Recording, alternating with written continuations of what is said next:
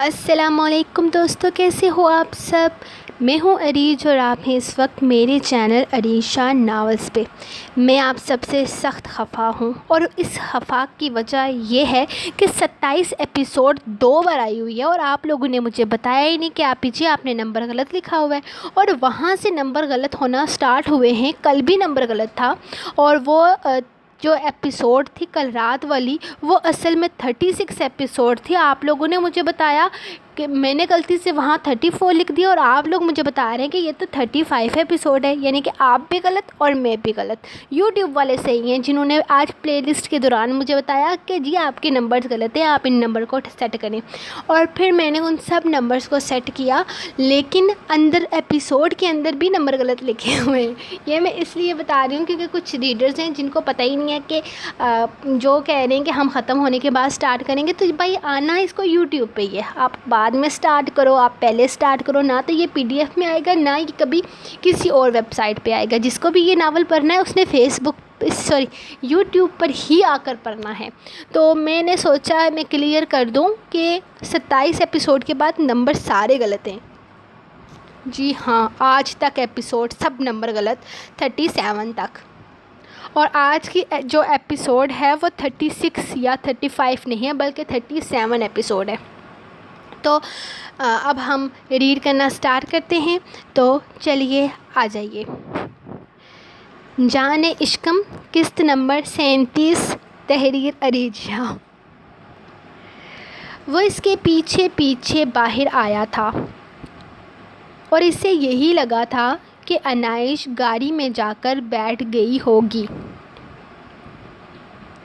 اس کے بھاگنے یا کہیں جانے کے بارے میں اس کے ذہن میں خیال نہیں آیا تھا،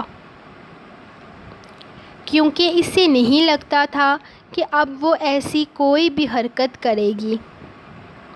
وہ ایک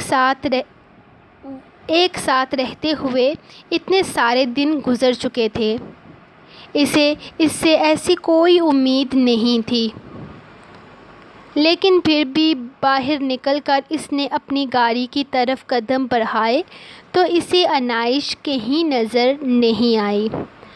وہ یوں اچانک بھلا کہاں جا سکتی ہے؟ شاید اس وقت وہ بہت زیادہ ہرٹ ہوئی ہوگی۔ اپنے ماں باپ کے دھوکے کے بارے میں جان کر ان لوگوں نے اس سے اس کے بھائی کے بارے میں چھپایا تھا۔ اسے یہ لگ رہا تھا کہ عبداللہ مر چکا ہے، لیکن عبداللہ زندہ ہے اور بالکل صحیح سلامت اس وقت حویلی میں موجود ہے۔ اس نے ارادہ کر لیا تھا کہ وہ گھر جاتے ہی اس کی بات عبداللہ سے کروا دے گا تاکہ وہ اس پر یقین کر سکے، اور پھر دودھ کا دودھ اور پانی کا پانی ہو جائے گا۔ ایسی بہت ساری باتیں تھیں جو اس سے چھپائی گئی تھی۔ وہ اپنے خاندان کے بارے میں کچھ نہیں جانتی تھی، اور اس سے یہ سب کچھ چھپانے والے وہ 2 انسان تھے جنہیں وہ اپنے ہاتھوں سے ختم کر چکا تھا۔ صرف اتنا ہی نہیں بلکہ ان لوگوں نے اس سے اور بھی بہت کچھ چھپایا ہوا تھا۔ ان لوگوں نے اسے اس کی اصل شناخت تک چھپا رکھی تھی، اور وہ یہ بات جانتی تھی کہ حویلی والے اس کے دشمن ہیں۔ اس کے علاوہ اسے کچھ پتہ نہیں تھا۔ وہ حویلی والوں سے بھاگ رہی تھی، اپنے اصل سے بھاگ رہی تھی، اپنے اپنوں سے بھاگ رہی تھی۔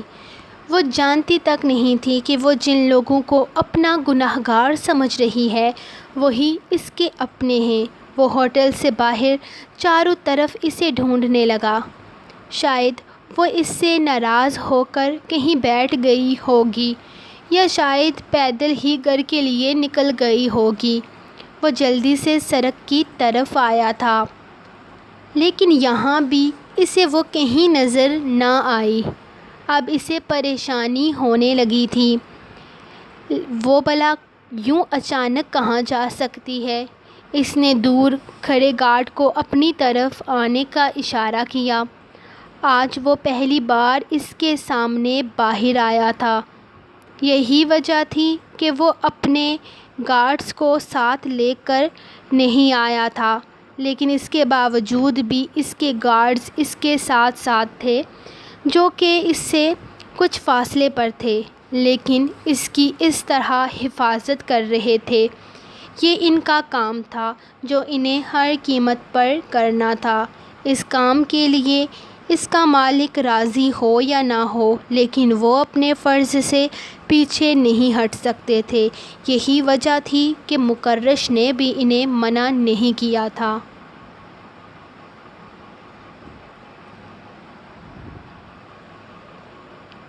انائش کی آنکھ کھلی تو اس نے اپنے آپ کو ایک اندھیرے کمرے میں پایا۔ اسے محسوس ہوا تھا جیسے وہ کسی کرسی پر بندھی ہوئی ہے اور اس کے دونوں ہاتھوں کو پیچھے کی طرف باندھا گیا ہے۔ مطلب اس کا کڈنیپ ہو چکا تھا۔ لیکن کس نے کی تھی یہ حرکت؟ اس کے ساتھ بھلا ایسا کون کر سکتا تھا؟ وہ بے حد پریشان تھی۔ اس نے تو سوچا بھی نہیں تھا کہ اس کے ساتھ کچھ ایسا ہوگا۔ وہ تو غصے سے ہوٹل سے باہر نکلی تھی اور اس کا ارادہ وہاں سے گھر جانے کا تھا۔ اسی لیے وہ گاڑی کے پاس آ کر رک گئی تھی۔ اس وقت وہ اس سے بالکل بات نہیں کرنا چاہتی تھی۔ اس کا دل چاہ رہا تھا کہ وہ اس مطلبی انسان کے منہ ہی نہ لگے۔ کتنا خود غرض انسان تھا جو اپنے مطلب کے لیے اس کے بھائی کی موت کو استعمال کر رہا تھا۔ آج اسے اس شخص سے نفرت محسوس ہو رہی تھی۔ وہ اتنا گرا ہوا ہو سکتا ہے، اس نے سوچ لیا تھا۔ وہ اس آدمی سے بات نہیں کرے گی۔ وہ جانتی تھی کہ وہ اس کے پیچھے پیچھے آ رہا ہوگا، اسی لیے وہ گاڑی کے پاس جا کر رک گئی۔ جب اسے محسوس ہوا کہ کسی نے اس کے کندھے پر ہاتھ رکھا ہے، اسے یہی لگا تھا کہ وہ مکرش ہے، لیکن یہ اس کے پرفیوم کی خوشبو نہ تھی۔ اس نے مڑ کر دیکھا تو اپنے سامنے ایک انجان عورت کو کھڑا پایا۔ اس سے پہلے کہ وہ اس عورت سے کچھ بھی کہتی، وہ اس کے منہ پر رومال رکھتے ہوئے اسے بے ہوش کر چکی تھی۔ اپنے بے ہوش ہونے سے پہلے اسے بس اتنا ہی یاد تھا کہ ایک بوڑھی عورت نے اس کے منہ پر رومال رکھا تھا۔ اس کی حالت کافی خراب تھی، دیکھنے میں وہ کوئی بے قرار محسوس ہوتی تھی۔ شاید اس نے پیسے مانگنے کے لیے اسے بلایا تھا، لیکن اس نے انائش کے ساتھ ایسی حرکت کیوں کی تھی؟ کیا اسی نے اسے کڈنیپ کیا تھا؟ یقیناً یہ حرکت اسی نے کی ہوگی۔ تو اب کیا ہوگا؟ وہ کہاں آ گئی تھی؟ یہ کون سی جگہ تھی؟ اسے کچھ بھی پتہ نہیں تھا، لیکن اسے کچھ تو کرنا تھا۔ وہ یہاں قید نہیں رہ سکتی تھی، اس نے سوچتے ہوئے اونچی اونچی آواز میں چلانا شروع کر دیا۔ اسے اندھیرے سے خوف آ رہا تھا، اسے اغوا کر لیا گیا تھا۔ اس سوچ نے ہی اسے پریشان کر دیا تھا، اور اس پریشانی میں وہ سوائے چلانے اور رونے کے اور کچھ نہیں کر پا رہی تھی۔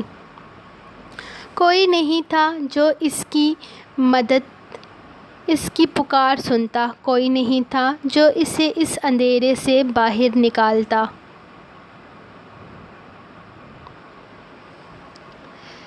سر، بی بی جی تھوڑی دیر پہلے آپ کی گاڑی کے باہر کھڑی تھی، لیکن اس کے بعد کہاں چلی گئی ہم نہیں جانتے۔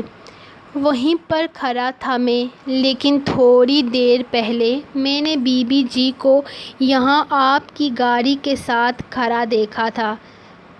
شاید اچانک کہاں جا سکتی ہیں؟ گارڈ خود بھی کنفیوز سا اسے بتانے لگا۔ کیا مطلب ہے تمہارا؟ کہ وہ اچانک کہاں جا سکتی ہے؟ اگر وہ تمہارے سامنے کھڑی تھی تو پھر غائب کہاں ہو گئی؟ اسے زمین نکل گئی یا آسمان کھا گیا؟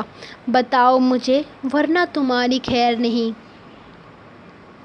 سر، مجھے معاف کر دیجیے، میں ذرا سامنے والی دکان سے سگریٹ کا پیکٹ لینے چلا گیا تھا۔ مجھے نہیں پتا کہ بی بی جی اکیلے کہاں غائب ہو گئی۔ آپ پلیز فکر نہ کریں، میں ابھی انہیں ڈھونڈتا ہوں، یہیں کہیں ہوں گی۔ وہ پریشان سا آگے پیچھے دیکھنے لگا، جبکہ مکرش کا دل چاہا کہ وہ اس کا منہ توڑ دے، جو اپنا کام ٹھیک سے کرنے کے بجائے سگریٹ لینے چلا گیا تھا۔ مجھے 5 منٹ کے اندر میری بیوی چاہیے، ورنہ یہ تمہارا اس نوکری پر نہیں بلکہ اس دنیا میں آخری دن ہوگا۔ وہ اسے گھورتے ہوئے سخت لہجے میں گویا ہوا تو وہ فوراً ہاں میں سر ہلاتا وہاں سے آگے پیچھے ہر طرف اس کو تلاش کرنے لگا۔ لیکن کافی دیر کے بعد اس کے ہاتھ مایوسی ہی آئی تھی۔ وہ کہاں چلی گئی تھی؟ اس طرح اکیلی لڑکی یہاں سے غائب تو ہو نہیں سکتی تھی، کیونکہ ہوٹل کے باہر بھی بہت سارے گارڈ کھڑے تھے جن کی موجودگی میں اس کا باہر جانا ناممکن تھا، کیونکہ وہ سب ہی اسے بہت اچھے طریقے سے پہچانتے تھے، اور ان سب کا یہی کہنا تھا کہ انہوں نے انائش کو باہر آتے نہیں دیکھا۔ وہ جہاں بھی ہے ہوٹل کے اندر ہے، کیونکہ اسے باہر لے کر کوئی نہیں آیا اور نہ ہی وہ خود ہوٹل سے نکلی ہے۔ اگر وہ ہوٹل کے اندر تھی تو کہاں جا سکتی تھی؟ ہاں، یہ ہوٹل بہت بڑا تھا، اسے بہت بڑے پیمانے پر تعمیر کیا گیا تھا۔ یہاں 12 منزل میں کسی کو تلاش کرنا ممکن نہ تھا، اس لیے اس نے سارے گارڈز کو اس کام پر لگا دیا تھا۔ وہ سب لوگ ہوٹل کا چپا چپا چھان چکے تھے، لیکن اس کے ہاتھ میں سوائے ناکامی کے اور کچھ نہیں آ رہا تھا۔ وہ ابھی تک انہیں کہیں نہیں مل رہی تھی، جو کہ اس کے لیے مزید پریشانی کی وجہ بن رہی تھی۔ آخر کہاں جا سکتی ہے وہ یوں اکیلے؟ اس کے دماغ میں کچھ کلک ہوا۔ وہ اکیلے کہیں نہیں جا سکتی، کوئی تو تھا جو اسے اپنے ساتھ لے گیا تھا، لیکن کون؟ فیضان ملک۔ اس کے دماغ میں ایک نام آیا تھا، اور اس کے ساتھ ہی غصے کی شدت سے اس کی آنکھیں سرخ ہونے لگیں۔ فیضان ملک، اگر یہ حرکت تم نے کی ہے تو یاد رکھنا، آج تم مجھ سے موت کی بھیک مانگو گے۔ جو مکرشہ سے اس کی انائش کو دور کرنے کی کوشش کرے گا، مکرشہ اس کی ہستی ہلا دے گا۔ اس نے غصے سے اپنی آنکھیں میچی تھیں۔ پلیز کوئی تو سنو، کوئی تو نکالو مجھے یہاں سے۔ کون ہو تم لوگ؟ کیوں لائے ہو تم لوگ مجھے؟ میں نے تم لوگوں کا کیا بگاڑا ہے؟ پلیز مجھے یہاں سے باہر نکالو، میں تمہارے سامنے ہاتھ جوڑتی ہوں، پلیز مجھے یہاں سے باہر نکالو، مجھے اندھیرے سے خوف آتا ہے۔ تم لوگوں کو جو چاہیے میں دوں گی، لیکن مجھے یہاں سے نکالو۔ وہ منتیں کر رہی تھی، لیکن شاید کوئی تھا ہی نہیں، لیکن وہ کسی کی آہٹ کو محسوس کر رہی تھی۔ کوئی تھا جو اس اندھیرے کمرے کے باہر ٹہل رہا تھا، لیکن کون تھا جو اس کے ساتھ ایسی حرکت کر رہا تھا؟ کیا اسے پیسوں کے لیے اغوا کیا گیا تھا؟ شاید ان لوگوں کو پیسے چاہیے تھے، اور مکرش کتنا امیر تھا، یہ بات تو اسے دیکھ کر ہی سامنے والا سمجھ جاتا تھا۔ وہ سمجھ چکی تھی کہ یقیناً اسے کسی امیر آدمی کی بیوی کے طور پر اغوا کیا گیا ہوگا تاکہ اس سے پیسے لیے جا سکیں۔ اسی لیے وہ ان لوگوں کو لالچ دے رہی تھی تاکہ وہ اسے اس کمرے سے نکال سکیں، لیکن دوسری طرف سے کسی طرح کی کوئی آواز نہیں آ رہی تھی، کوئی نہیں تھا جو اسے یہاں سے نکالتا۔ وہ چلا چلا کر تھک چکی تھی۔ آخر تھک ہار کر اس نے اپنا سر کرسی کی پشت سے ٹکا دیا۔ جب اچانک دروازہ کھلا، کمرے میں روشنی پھیل گئی تھی جس سے اس کی آنکھیں چندیا گئیں۔ وہ دروازے کی طرف دیکھنے کی کوشش کر رہی تھی، لیکن اتنی دیر اندھیرے میں رہنے کی وجہ سے اچانک روشنی کو دیکھنا اس کے لیے مشکل تھا۔ اس نے دیکھا کہ سامنے سے ایک بڑی عمر کا آدمی اس کی طرف آ رہا ہے۔ آہستہ آہستہ قدم اٹھاتا وہ اس کے بالکل پاس آ بیٹھا تھا۔ اس نے پریشانی سے اسے دیکھا تو کیا اس بوڑھے آدمی نے اسے کڈنیپ کیا تھا؟ اس کی حالت اتنی بری تو نہیں لگ رہی تھی کہ وہ پیسوں کے لیے ایسا کوئی کام کرتا، لیکن کسی کی ظاہری حالت اس کے اندر چھپے شیطان کو ظاہر نہیں کر سکتی۔ آشی ڈارلنگ، میں نے تمہارا بہت انتظار کیا۔ میں تو تھک گیا تھا تمہیں ڈھونڈتے ڈھونڈتے، لیکن دیکھو میں تم تک پہنچ گیا۔ آخر مجھے اپنی امانت کو بھی تو لینا تھا نا۔ کتنا انتظار کیا میں نے تمہارے جوان ہونے کا، کتنا تڑپایا تم نے مجھے، لیکن اب اور نہیں۔ آخر میں تم تک پہنچ گیا تمہیں پانے کے لیے۔ میں 15 سال تک تمہارے ماں باپ کو کھلاتا رہا، ان کا پیٹ ہی نہیں بھرتا تھا۔ وہ کتے جتنا پیسہ تمہاری پرورش کے لیے مانگتے میں اتنا پھینکتا تھا، لیکن پھر بھی ان کے لیے رقم کم پڑتی رہی، اور پھر ہر بار وہ یہ کہہ کر مجھے مطمئن کر دیتے کہ آپ ہی کے لیے تو اسے تیار کر رہے ہیں، اور آخر دیکھو میں نے تمہیں پا لیا، میں تمہیں ڈھونڈ لایا، آخر تم اپنے مالک تک پہنچ آئی، اب تم میری ہو، صرف میری۔ اب میں تمہیں کبھی خود سے دور نہیں جانے دوں گا۔ میری جان کتنا تڑپایا ہے تم نے۔ میں نے کہا تھا تمہارے دادا سے کہ اس کی اکلوتی پوتی اس کے لیے اس کی اذیت کی وجہ بنے گی۔ اس کی پوتی مقرر شاہ کی بیوی نہیں، فیضان ملک کی رکھیل بنے گی۔ وہ شخص بے ڈنگا کہکا لگاتے ہوئے بولا، جبکہ اس کا نام سن کر اس کا دماغ گھوم کر رہ گیا تھا۔